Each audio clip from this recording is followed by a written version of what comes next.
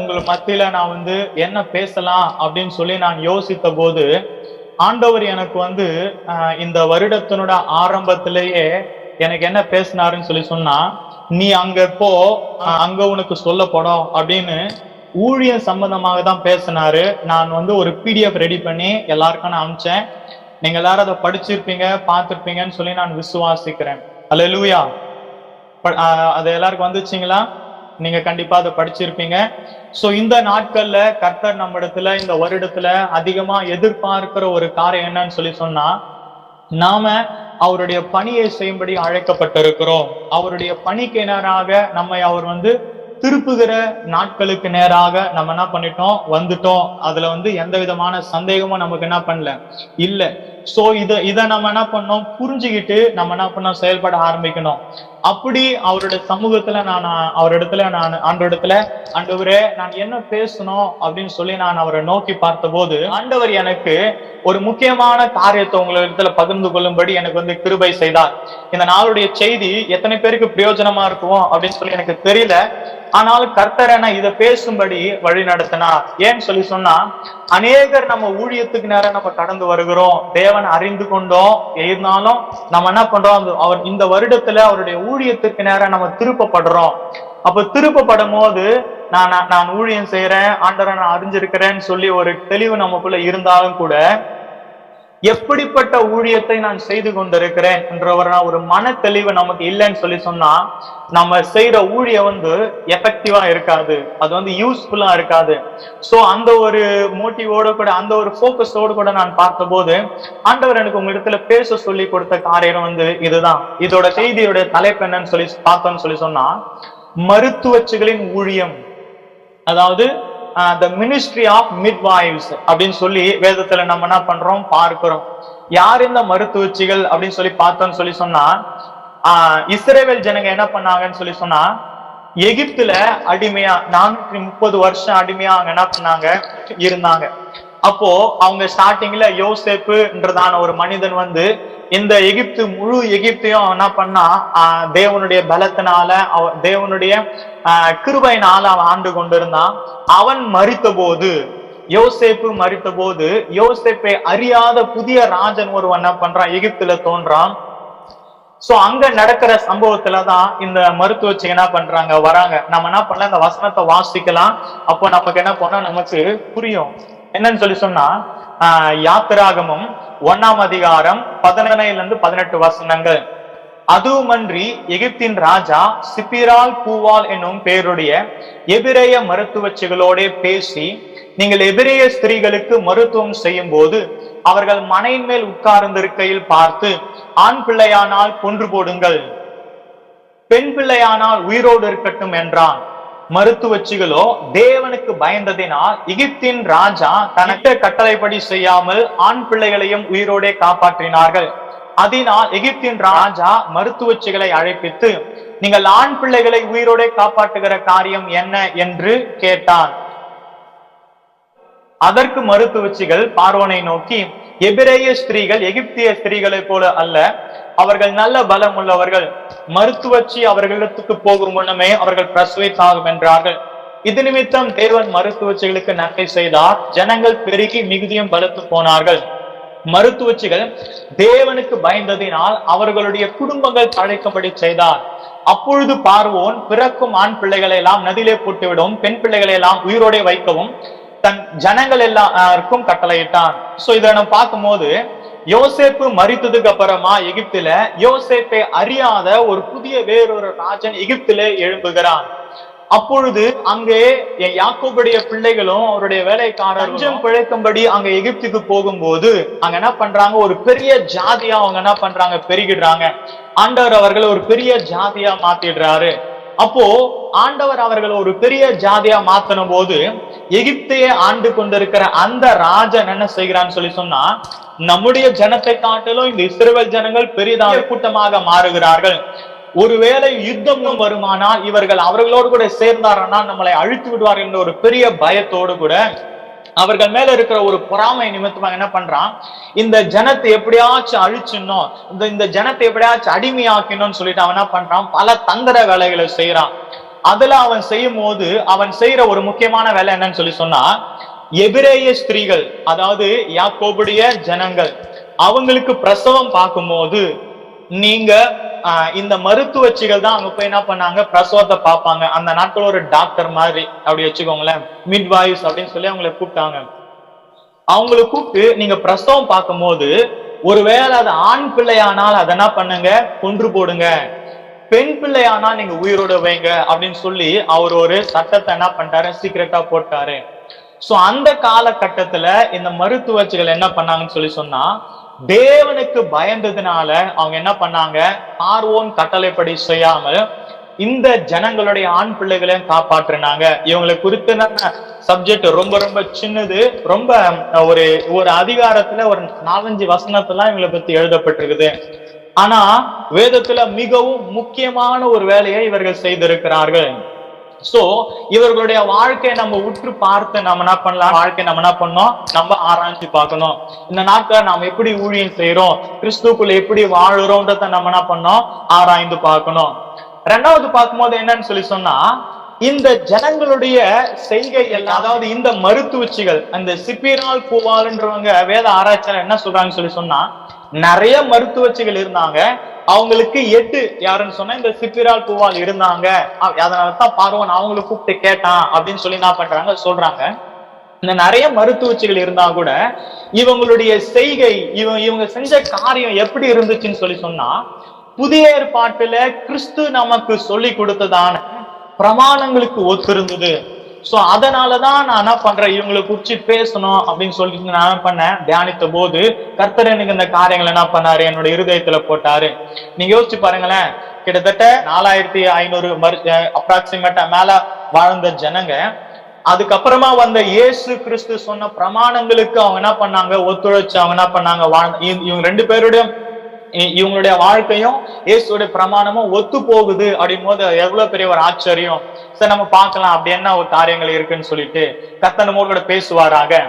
நம்ம நல்லா கவனிங்க, நம்ம எல்லாமே கிறிஸ்துக்குள்ள வந்த எந்த ஒரு மனுஷனா இருந்தாலும் அவன் ஊழியம் செய்யும்படி அழைக்கப்பட்டிருக்கிறான். நீங்க புதிய ஏற்பாட்டுல நீங்க வாசிச்சீங்கன்னு சொல்லி சொன்னா, ஒரு மனிதன் கிறிஸ்துக்குள்ள வரும்போது அவன் ஆண்டவர் எப்படி மாத்துறாருன்னா, ராஜாவாகவும் ஆசாரியராகவும் மாற்றுறாரு. சோ கிறிஸ்துவுக்குள்ள ஒரு மனிதன் வரும்போது அவன் நிச்சயமாகவே கிறிஸ்துவை குறித்து போதிக்கும்படிக்கு, சுவிசேஷம் அறிவிக்கும்படிக்கு அவன் தகுதிகளை அவனா பண்றான், பெறுகிறான். அதனால எனக்கு நான் ஊழியம் செய்யல, எனக்கு எதுக்கு சம்பந்தம் இல்லை அப்படின்னு சொல்லி சொல்ல முடியாது. நிச்சயமாவே இந்த கடைசி காலத்துல நம்ம எல்லாருமே கிறிஸ்துவுக்காக ஏதாச்சும் ஒரு ஊழியத்தை நம்ம என்ன பண்ணோம், செஞ்சுதான் ஆகணும். இப்ப நம்ம சில விஷயங்களை பாக்குறோம் அப்படின்னு சொல்லி சொன்னா, என்னன்னு சொன்னா, சில பேர் சொல்லுவாங்க, பா எனக்கு ஏசப்பானா ரொம்ப பிடிக்கும், நான் இயேசுவை ரொம்ப நேசிக்கிறேன் அப்படின்னு சொல்லி அவங்க எல்லாருமே சொல்லுவாங்க. ஆனா என்னுடைய காரியம் என்னன்னு சொல்லி சொன்னா, நீங்க இயேசுவை அதிகமா நேசிக்கிறேன்னு சொல்லிட்டு அவருக்காக எதுவுமே செய்யாம இருப்பீங்க அப்படின்னு சொல்லி சொன்னா, நீங்க நிச்சயமாவே இயேசுவை முழுசா நேசிக்கலன்னு அர்த்தம். அல்லேலூயா. ஆமா, நான் ஒருத்தங்களை அதிகமா நேசிக்கிறேன் அப்படின்னு சொல்லி சொன்னா, நிச்சயமா அவங்களுக்காக நான் ஏதாச்சும் செஞ்சுதான் ஆகணும். ஏதாச்சும் செஞ்சா என்னோட இருதயத்துல அவங்க மேல இருக்கிற அன்பை நான் வெளிப்படுத்த முடியும். எதுவுமே நான் செய்ய மாட்டேன் ஆனா அவங்களை நேசிக்கிறேன் அப்படின்னு சொல்லி சொன்னா, அது அந்த அன்பு ஒரு பிராக்டிக்கல் லைஃப்ல அது வரவே வராது. உங்க மனசுல வேணா நீங்க வச்சுக்கலாம். சோ அந்த மாதிரி தான் என்னன்னு சொன்னா, நான் இயேசுவை நேசிக்கிறேன் அப்படின்னு சொல்லிட்டு ஆனா இயேசுக்காக நான் எதுவுமே செய்ய மாட்டேன் அப்படின்னு சொல்லி சொன்னீங்கன்னா, நீங்க இயேசுவை முழுசா நேசிக்கல, நீ இயேசுவை முழுசா என்ன பண்ணல, நேசிக்கலன்னு சொல்லிதான் அர்த்தம். நல்லா கவனிங்களேன், இந்த மீட்டிங்கை நான் ஸ்டார்ட் பண்ணும் போது ஆண்டவர் எனக்கு கொடுத்த விஷயம் என்னன்னு சொல்லி சொன்ன, தம்முடைய ஊழியக்காரரை அக்னி ஜுவாலையாக மாற்றுகிறார். அப்ப நான் யோசிச்சேன், என்னோடு கூட இருக்கிற, என்னை சுற்றி இருக்கிற பிள்ளைகள் எல்லாம் ஆண்டவரே, என்னோடு கூட கனெக்டா இருக்கிற பிள்ளைகள் எல்லாம் ஏதோ ஒரு சின்ன விஷயத்தின் மூலமா நான் என்ன பண்ணோம், ஒரு அக்னி பிளம்பாக அவங்களை நான் மாத்திடணும் அப்படின்னு சொல்லி நான் பார்த்த போது, அந்த வசனத்துல சொல்லப்பட்டிருக்குது என்னன்னு சொல்லி சொன்னா, யாரை அவர் அக்னி ஜுவாலையாக மாற்றுகிறான்னு சொல்லி, நான் தம்முடைய ஊழியக்காரரை. சோ எந்த ஒரு மனுஷன் தேவனுக்காக எதையாச்சும் செய்யணும் அப்படின்னு சொல்லி முயற்சி எடுக்கிறானோ அவனுடைய வாழ்க்கை தான் ஒரு பிரகாசமா மாத்துறாரு. நான் எதுவுமே செய்ய மாட்டேன், ஆனா என் வாழ்க்கை பிரகாசமா இருக்கணும் அப்படின்னு சொல்லி நாம நினைப்போம்னு சொல்லி சொன்னா, நிச்சயமா நம்மளுடைய வாழ்க்கை என்ன பண்ண பிரகாசமா என்ன பண்ணாது, இருக்காது. அது என்ன பண்ண செட் பண்ணி வச்சுக்கணும். நிச்சயமாவே இந்த மருத்துவச்சிகளுடைய வாழ்க்கை புதிய ஏற்பாட்டுல இயேசு கற்பித்த கற்பனைகளுக்கு ஒத்து போகுது. அதுதான் நம்ம பார்க்க போறோம். பார்க்கலாம். என்ன ஆண்டவராக இயேசு கிறிஸ்து மத்தேயு 22வது அதிகாரத்துல 37 40 வசனங்களுக்குள்ளாக அவர் என்ன பண்ணாருன்னு சொல்லி சொன்னா, சில விஷயங்களை அவர் சொன்னாரு. என்ன சொன்னாருன்னு சொல்லி சொன்னா, இயேசு அவனை நோக்கி, உன் தேவனாகிய கர்த்தரிடத்து உன் முழு இருதயத்தோடும் உன் முழு ஆத்துமாவோடும் உன் முழு மனதோடும் அன்பு கூறுவாயாக. இது முதலாம் பிரதான கற்பனை. இதற்கு ஒப்பாயிருக்கிற இரண்டாம் கற்பனை என்னவெனில், உன்னிடத்தில் நீ அன்பு கூறுவது போல பிறனிடத்திலும் அன்பு கூறுவாயாக என்பதே. இவ்விரண்டு கற்பனைகளிலும் நியாயப்பிரமாணம் முழுமையும் தீர்க்க தரிசனங்களும் அடங்கி இருக்கிறது என்றார். நல்லா நீங்க புதிய ஏற்பாட்டை நீங்க வாசிங்கன்னு சொல்லி சொன்னா, இந்த ரெண்டு கற்பனைகள் தான் பிரதானமான ஒரு கற்பனை. இயேசு சொன்ன விஷயத்திலே இந்த ரெண்டு தான் பியூட்டிஃபுல்லான பிரைமரியா சொல்லப்படுகிற ஒரு காரியம் என்னன்னு சொல்லி சொன்னா, புதிய ஏற்பாட்டுல இது மட்டும்தான். பழைய ஏற்பாட்டுல ஆண்டவர் 10 கற்பனைகளை ஜனங்களுக்கு என்ன பண்ணாரு, கொடுத்தாரு. புதிய ஏற்பாட்டுல ஆண்டவர் என்ன பண்றாரு, 2 கற்பனைகளை தான் கொடுக்கிறாரு. இந்த 2 கற்பனைகளை நீ ஃபாலோ பண்ணுவேன்னு சொல்லி சொன்னா, அது முழுமையா அந்த 10 கற்பனைகளை ஃபாலோ பண்ணிட முடியும் அப்படின்னு அவர் என்ன பண்ணாரு, சொன்னாரு.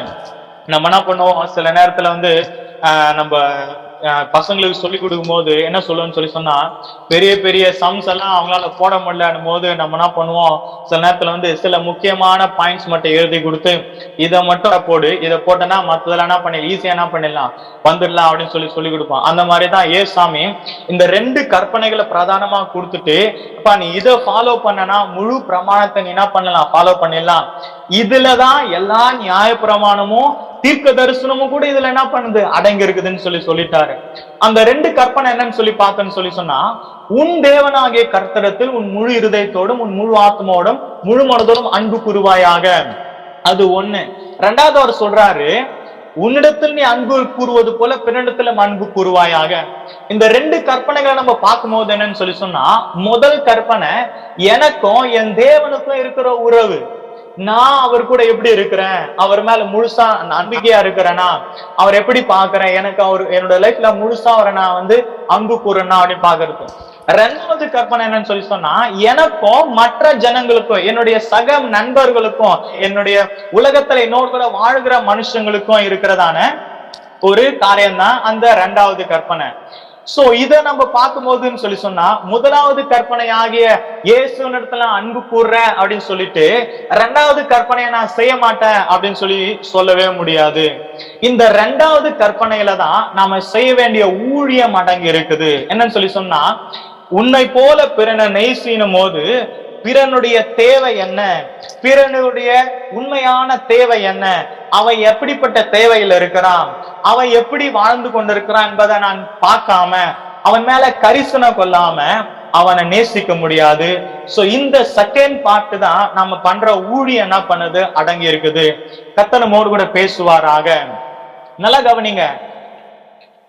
ஃபர்ஸ்ட் லாவை நான் ஃபாலோ பண்ணிட்டு, முதலாவது எப்பா நான் இயேசுனிடத்துல முழுசையா நம்பிக்கையா இருக்கிறேன், முழுசா அவரை நேசிக்கிறேன், முழுமையா அவருக்கு என் வாழ்க்கையில இடம் கொடுத்துறேன்னு சொல்லிட்டு 2வது கற்பனையை நான் கடைபிடிக்க மாட்டேன் அப்படின்னு சொல்லுவேன்னா ஒண்ணுமே முடியாது. ஆண்டவர் சொல்லிட்டாரு, 2மே பேலன்ஸ்டான லைஃப் கட்டளை.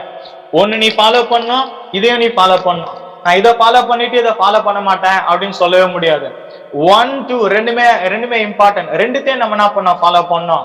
அப்ப யோசிச்சு பாருங்களேன், இயேசுவை நான் ஃபாலோ பண்றேன் சொல்லிட்டு பிறனை நேசிக்காம, பிறனுக்கு நான் சுவிசேஷம் சொல்லாம, பிறன் நரகத்து போறத நான் தடுக்காம, பிறனுடைய தேவையை நான் சந்திக்காம, பிறனுக்கு நான் ஊழியம் செய்யாம நான் வாழ்ந்து கொண்டிருப்பேன்னு சொன்னா, நிச்சயமாவே நம்ம வாழ்கிற ஒரு வாழ்க்கை கிறிஸ்துவ வாழ்க்கை அல்ல. சோ இதை நம்ம என்ன பண்ணோம்னு சொன்னா நன்றாய் அறிந்து கொள்ள வேண்டும். சோ 2 கற்பனையும் ஆண்டவர் நமக்கு கொடுத்திருக்கிறாரு. இந்த 2வது கற்பனையில நாம செய்ய வேண்டிய ஊழியம் என்ன பண்ண இருக்குது, அடங்கி இருக்குது. அது மாத்திரம் இல்ல, மார்க்கு 1வது அதிகாரம் 17 வசனத்துல இயேசு வெளிப்படையாக சொல்லியிருக்காரு. என்ன சொல்லியிருந்தா, என்ன நீ பின்பற்றி வா, நான் உன்னை மனுஷரை பிரிக்கிறதா மாட்டுறேன் அப்படின்னு சொல்லி இருக்கிறாரு. பேதுரை பார்த்தவர் சொன்னாரு, என்ன நீ பின்பற்றி வா, நான் இது முதல்ல உன்னை என்ன பண்றேன், மனுஷர்களை பிடிக்க மாத்த போறேன் அப்படின்னு சொல்லிட்டாரு. பாருங்களேன், எவன் ஒருத்தன் இயேசு பின்னாடி போறானோ அப்ப நிச்சயமா அவன் மனுஷங்களை பிடிச்சுதான் ஆகணும். அப்ப மனுஷங்களை பிடிக்கலன்னா அவன் இயேசு பின்னாடி போலன்னு அர்த்தம். அல்லேலூயா. சோ இதை நம்ம என்ன பண்ணோம், யோசிச்சு பார்க்கணும்.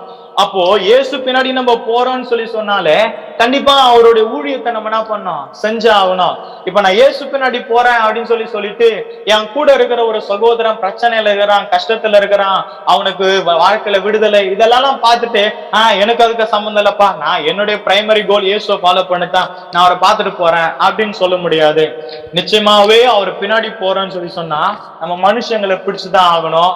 ஒருவேளை மனுஷனை நம்ம பிடிக்கலன்னா நான் சொல்றேன், நீங்க இயேசு பின்னாடி போல வேற யாரு பின்னாடியே போயிட்டு இருக்கீங்க. கர்த்தமோடு பேசுவாராக. இதை நம்ம என்ன பண்ணோம், ஆராய்ச்சி பார்க்கணும். சோ இப்படி நம்ம பார்க்கும்போது இந்த மருத்துவச்சிகளுக்கு நம்ம நேரம் வரலாம். சோ இந்த 2 பிரதான கற்பனைகளை இயேசு என்ன பண்ண, நமக்கு என்ன பண்ணாரு, கொடுத்துட்டாரு.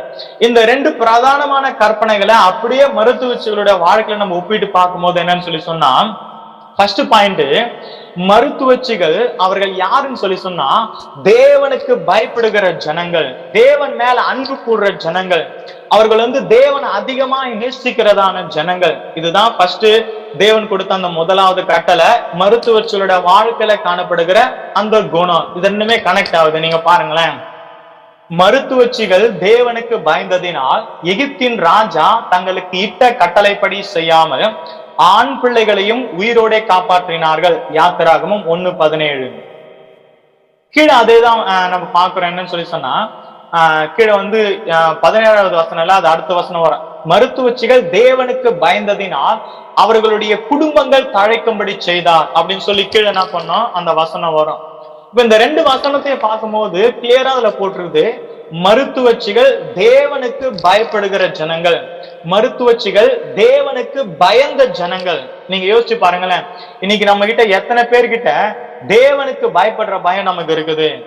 தேவனுக்கு எவ்வளவு நம்ம பயப்படுறோம்? உண்மையாவே சொல்றேன், தேவனுக்கு பயப்படுற ஜனங்கள் மாத்திரம்தான் ஆசீர்வதிக்கப்படுவாங்க.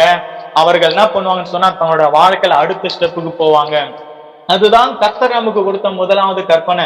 உன் தேவனாகிய கர்த்தரிடத்தில் முழு இருதயத்தோட உன் முழு ஆத்மாவோட அன்பு கூறுவாங்க. அதுல நமக்கு என்னன்னா அந்த கீழ்ப்படிதல், அவருக்கு பயப்படுற பயம் என்ன பண்ணுது, வந்தது. இங்க பாருங்களேன், இந்த மருத்துவச்சிகள் அவர்கள் எகிப்தை சேர்ந்தவங்களாதான் இருந்திருக்கணும். நமக்கு அந்த அளவு ஆராய்ச்சி தெரியல. ஏன்னா இவங்க எகிப்துடைய கையில தான் இருக்கிறாங்க. பார்வோன் அவங்களுக்கு கட்டளை இடுறான். இவங்க எபிரேய ஜனங்களோட ஜனங்கள் கிடையாது. இவங்க எகிப்து சம்பந்தப்பட்டவங்க தான். ஆனா எகிப்து சம்பந்தப்பட்ட இவங்களுக்கு எபிரேய தேவனாகிய யெகோவா தேவனை குறித்துதான் அறிவு இருந்தது. இப்ப யோசிச்சு பாருங்களேன், இது எவ்வளவு பெரிய ஒரு காரியம். யெகோவா தேவனை குறித்ததான அறிவு இந்த மருத்துவச்சிகளுக்கு இருந்ததுனால அவருக்கு என்ன பண்ணாங்க, பயந்தாங்க. அவருக்கு பயப்படுகிற, அவருக்கு முன்னாடி நம்ம சரியா இருக்கணும், அவருக்கு முன்னாடி தப்பு செஞ்சிடக்கூடாது, நம்ம தப்பு செஞ்சா அவர் நம்மளை தண்டிப்பாருன்ற குணம், ஒரு உணர்வு இந்த மருத்துவச்சிகளுக்கு இருந்தது. நீ நம்ம யோசிச்சு பாருங்க, எத்தனை பேருக்கு தேவனுக்கு பயப்படுற பயம் உண்மையா நமக்கு இருக்குது? நம்ம அடிக்கடி நம்ம பாவத்துல விழுறோம்னு சொன்னா நான் என்ன சொல்றேன், சில காரியங்களுக்குள்ள நம்ம மீண்டும் மீண்டும் போய் மாட்டுக்கிறேன்னு சொன்னா உண்மையா நம்மளுடைய காரியம் என்னன்னு சொன்னா தேவனுக்கு பயப்படுற பயம் நமக்கு இல்ல. அதுதான் நம்மளுடைய காரியம். இங்க பாருங்களேன், மருத்துவச்சிகள் தேவனுக்கு பயந்தாங்க. அவங்க என்ன பண்ணாங்க, தேவனை குறித்துதான ஒரு தெளிந்த புத்தி, ஒரு தெளிந்த அறிவு அவங்களுக்கு என்ன பண்ணுச்சு, இருந்துச்சு. ரெண்டாவது பாருங்களேன், யெகோவா தேவனுக்கு எது செய்தால் பிரியம் என்று அறிந்த மருத்துவச்சிகள். அதாவது இது இன்னொரு வேலை சொன்னு சொன்னா தேவனுடைய இருதயத்தை அறிந்தவர்கள். அதாவது கர்த்தருடைய இருதயம் எப்படி இருக்குது, இதை செஞ்சா அவருக்கு பிரியமா, இதை செஞ்சா அவருக்கு பிரியமில்லாம போகுமான்றதான அறிவு இந்த மருத்துவச்சிகளுக்கு இருந்துச்சு. அப்ப நீ யோசிச்சு பாருங்களேன், நம்ம ஊழியம் செய்யறோம், ஆண்டவருக்காக ஏதாச்சும் காரியங்களை செய்யணும்னு நம்ம துடிக்கிறோம். ஆனா இங்க எத்தனை பேருக்கு கர்த்தருக்கு பிரியமா, கர்த்தருக்கு பிரியமான காரியத்தை நான் செய்யறேனா, தேவனுக்கு பிரியமா நான் வாழுறேனா, என்னுடைய வாழ்க்கை தேவனுக்கு பிரியமா இருக்குதா, கர்த்தரை நான் பார்த்து இவன் இவன் பிரியமானவன் சொல்லுவாளா, அந்த அறிவு நமக்கு என்ன பண்ணும் வேணும். அநேக வேளையில நம்மளுடைய சொந்த முயற்சி நம்ம என்ன பண்ணுவோம் செஞ்சுட்டு இது தேவனுக்கு பிரியம் அப்படின்னு சொல்லி நம்ம யோசிச்சு பார்ப்போம். ஆனா இல்லவே இல்லை, உண்மையாவே இது பிரியமா பிரியமில்லானதான அறிவு நமக்கு வேணும். சில காரியங்களை செய்யும் போதே கர்த்தர் சொல்லுவாரு இது எனக்கு பிரியம் இல்லைன்னு சொல்லுவாரு. உலகத்தோட பார்வை அதுக்கு நன்மையா இருக்கிற மாதிரி இருக்கும், ஆனா கர்த்தர் சொல்றது பிரியம் இல்லைன்னு. சில காரியங்கள் உலகத்தோட பார்வைக்கு தப்பா இருக்கும், ஆனா அது கர்த்தருக்கு பிரியமா இருக்கும். நீங்க பாருங்களேன், பார்வோனின் கட்டளைகளை விட தேவனுக்கு கீழ்ப்படியும் மருத்துவச்சிகள்.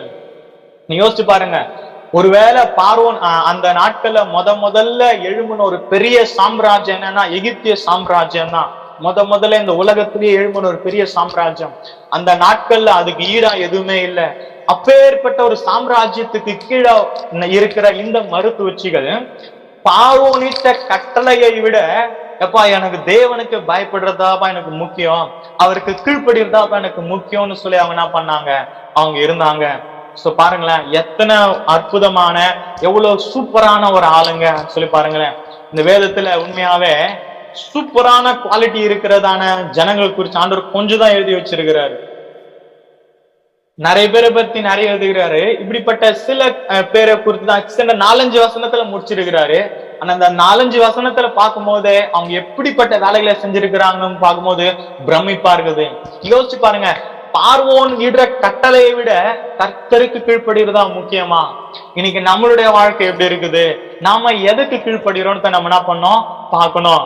இப்போ 2வது காரியத்தை நம்ம பார்க்கிறோம் அப்படின்னு சொன்னா, இந்த மருத்துவச்சிகள் தேவனுக்கு ஊழியம் செய்தார்கள். இதுதான் நம்ம செகண்ட் பார்ட்ல பார்த்தோம். ஃபர்ஸ்ட் பார்ட் தேவனுக்கு பயப்படுற பயம், அவரிடத்துல முழு இருதயத்தோடு கூட அவருக்கு பிரியமா நடக்கிற வாழ்க்கை. 2வது பார்ட் என்னன்னு சொன்னா பிறன் உன்னை போல பிறனை நேசி. இதுதான் நம்ம செகண்ட் பார்த்தோம். இப்ப இந்த மருத்துவச்சிகள் பாருங்களேன், இவர்கள் செய்த ஊழியம் என்னன்றத பாருங்களேன். இவர்கள் சிம்பிளா ஒரே ஒரு ஊழியம் தான் செஞ்சாங்க. என்ன தெரியுமா? மருத்துவச்சிகளோ தேவனுக்கு பயந்ததினால் எகிப்தின் ராஜா தங்க கிட்ட கட்டப்படி செய்யாமல், இதுலதான் அவங்களுடைய ஊழியம் இருக்குது. என்னன்னு சொன்னா ஆண் பிள்ளைகளையும் உயிரோடே காப்பாற்றினார்கள். இதுதாங்க அவங்க செஞ்ச பெரிய ஊழியம். இந்த ஊழியத்தை நம்ம பார்க்கும்போது என்னன்னு சொன்னா, எபிரேய ஸ்திரீகளுடைய குழந்தைகள் அழிந்து போகாதபடி அவர்கள் பார்த்தாங்க, அவர்கள் பார்த்துக்கிட்டாங்க.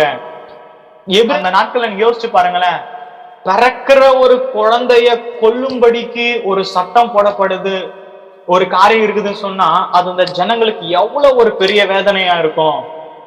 அந்த ஜனங்களுடைய காரியம் எவ்வளவு ஒரு கொடுமையா இருந்திருக்கும்.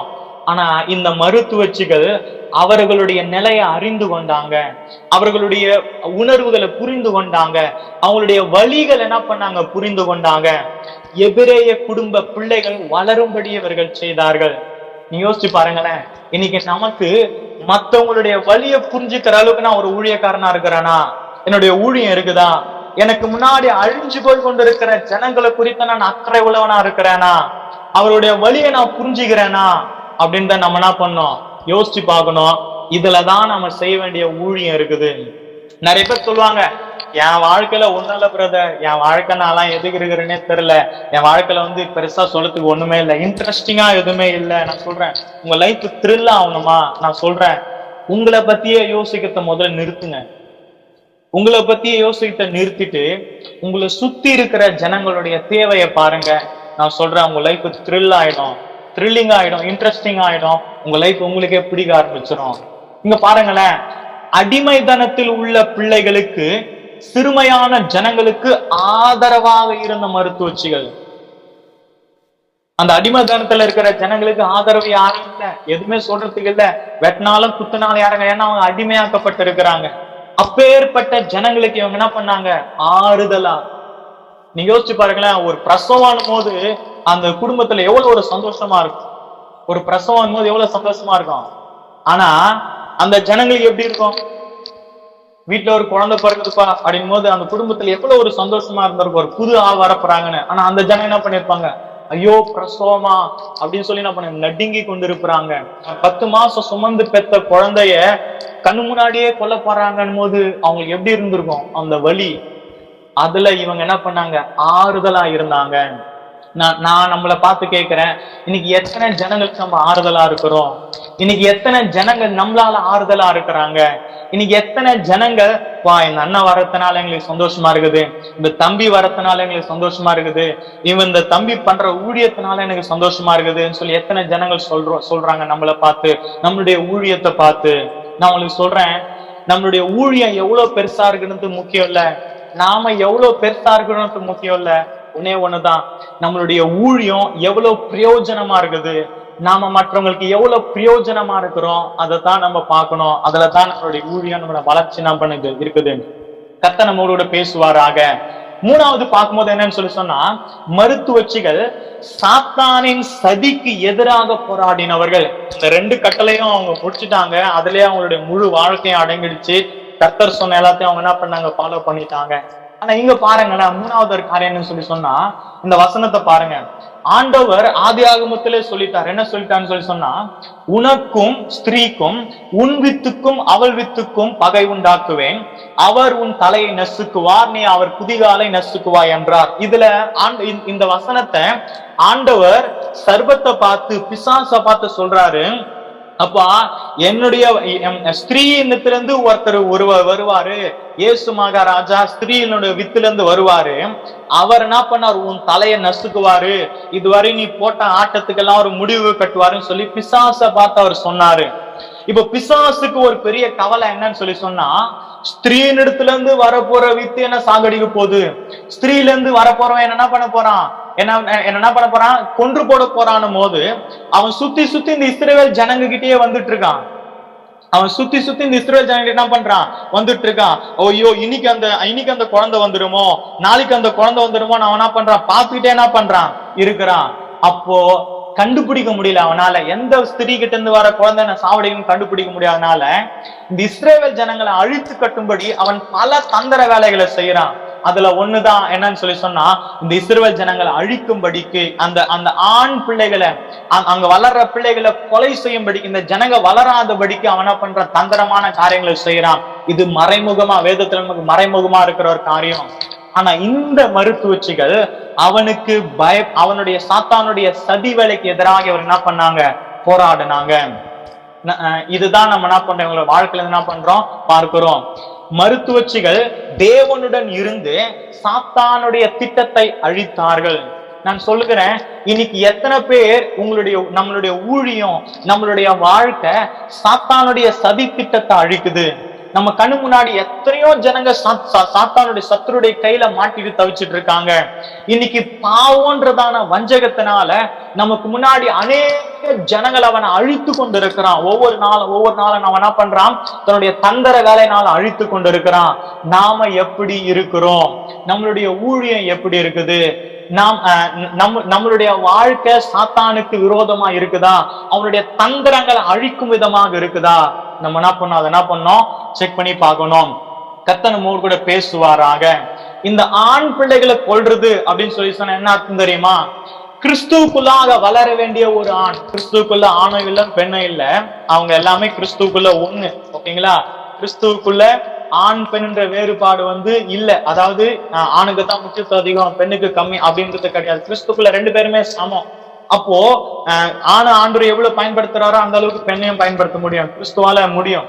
அப்போ கிறிஸ்துக்குள்ள வளர்ந்து வர வேண்டிய ஒரு ஜனத்தை அவன் என்ன பண்றான், அழிக்கிறான். அவன் அதை அழிக்கும் போது இந்த மருத்துவச்சிகள் போய் அவனை என்ன பண்றாங்க, அதை அவனை தடுத்து அவனுடைய வேலைகளுக்கு என்ன பண்றாங்க, முற்றுப்புள்ளி வைக்கிறாங்க.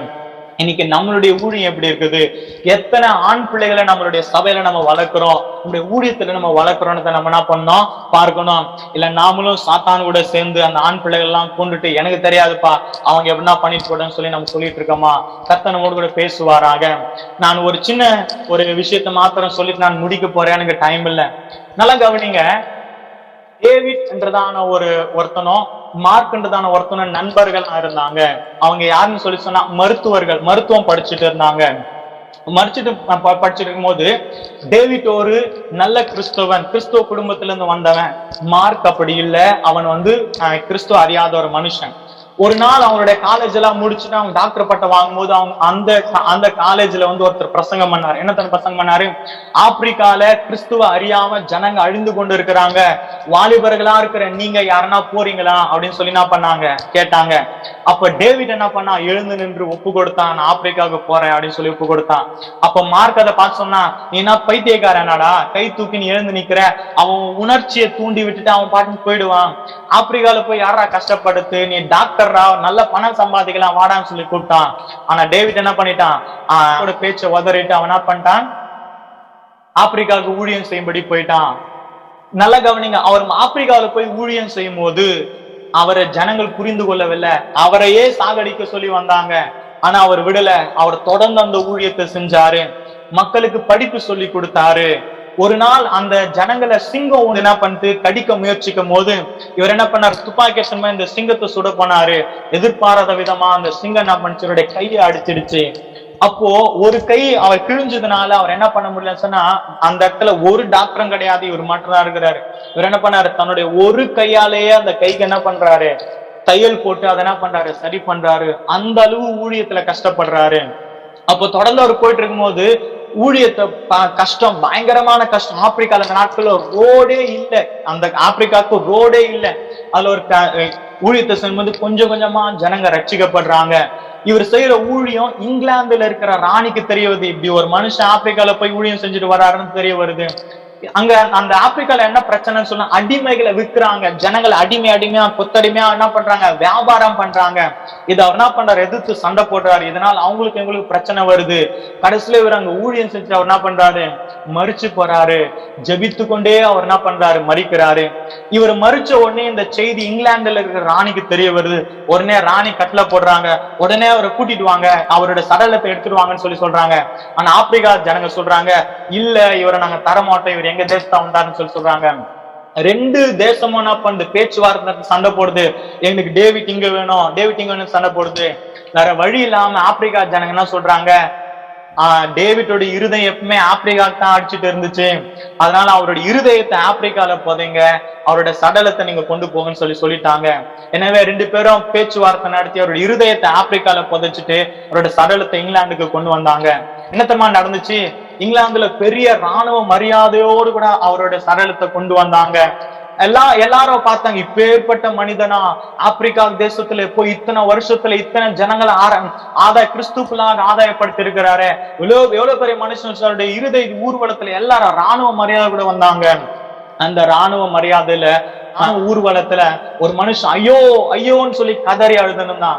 எல்லாரும் பார்த்து, நீ யாப்பா யார் அழுகுறேன்னு கேட்கும்போது அவன் சொன்னான், என் பேர் தான் மார்க்கு. அன்னைக்கு அவன் ஊழியத்துக்கு போகும்போது நான் சொன்னேன், பைத்தியக்காரன்டா நீ, இப்படிப்பட்ட ஊழியம் போய் செஞ்சுட்டு இருக்கே, கஷ்டப்பட்டுட்டு இருக்கேன்னு சொல்லி அவனை பார்த்தா நீ நான் ஏளனமா பார்த்தேன். இன்னைக்கு அவன் ராணுவ மரியாதையோடு கூட அவனா பண்றான், எடுத்துக்கொள்ளப்படுறான். நான் செத்தனா, என்னை பார்க்கறதுக்கு ஒரு நாய் கூட இல்ல, பணத்து பின்னாடி ஓடின நானா பண்ண இப்படி இருக்கிறேன்னு சொல்லி சொன்னான். கவனிங்க, அந்த டேவிட் பேர் வேற யாரும் இல்ல, அவர் பேர் வந்து டேவிட் லிவிங்ஸ்டன். அவர் தான் ஆப்பிரிக்கா தேசத்துக்கு சென்ற ஒரு முதல் மிஷினரி.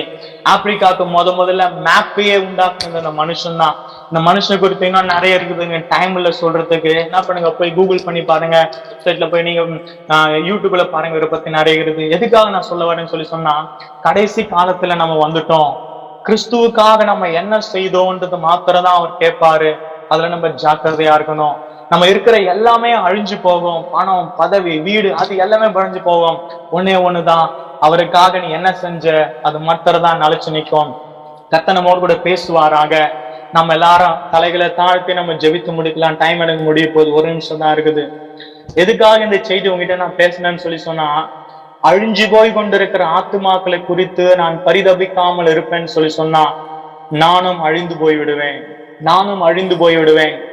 அன்னைக்கு அந்த ராபர்ட் மொஃபட் இங்கிலாந்துல வந்து பிரசங்கம் பண்ணும்போது டேவிட்டால உட்கார முடியல, அவனுடைய இருதயம் துடிச்சது, எப்படியாச்சும் ஊழியம் செய்யணும்னு சொல்லி துடிச்சது. அவன் போய் டேவிட் லிவிங்ஸ்டன் போய் அந்த காரியங்களை செய்தாரு. இன்னைக்கு நம்மளுடைய ஊழியம் எப்படி இருக்குது, ஒருவேளை எனக்கும் ஊழியத்துக்கும் சம்பந்தம் இல்லை சொல்லிட்டு நீ உன்னுடைய சொந்த குடும்பத்தை மாத்திரம் பார்த்துட்டு நீ வாழ்ந்து கொண்டு இருக்கிறியா? சத்தியமா நான் சொல்லுகிறேன், கர்த்தர் கணக்கு கேட்பா. அவர் வருகை நாள் மிகவும் சமீபமா இருக்கிறது. நாம் என்ன செய்கிறோம் என்று நிதானித்து பார்ப்போம். நல்ல பிதாவே, இந்த நேரத்துக்காக நன்றி செலுத்துகிறேன். இந்த செய்தியை பகிர்ந்து கொள்ளப்படுத்துவதற்காக நன்றி செலுத்துகிறேன். மருத்துவச்சிகளை போல நாங்களும் ஆண்டவரே திக்கற்ற பிள்ளைகளுக்கு ஆதரவா இருக்க எங்களுக்கு உதவி செய்யுங்க.